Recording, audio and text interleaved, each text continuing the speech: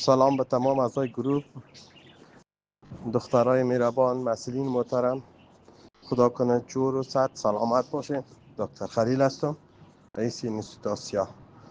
با تاسف با خبرهای بدی که ما همیال در پیش وزیر سطامه بودیم تا امر ثانی اینستیتوت ما از تمام افغانستان اینستیتوت‌های خصوصی دولتی کورس‌ها همگیش برای دخترها بند کردن.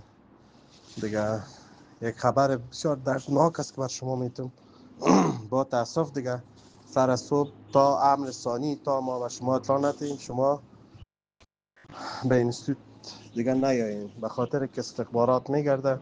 اگر گفتن طبقه و ناس ما در اینستیتوت ببینیم، ما اینستیتوت بسته میکنیم. تنها بروی ما نه، تمام همگی اینستیتوت‌های خصوصی، سکتورهای خصوصی دولتی شخصی کلش برای دخترها امیل المومنین و فرمانش بند کرده. دیگه شما در خانه درسایتان بخوانین، موفق باشین. منتظر امر ثانی ما و شما می باشیم که چه وقت خداوند رحم روشنی خدا به ما میکنه که ما پس دوباره درس ها را آغاز کنیم. و سلام، خداحافظ شما. سلام علیکم.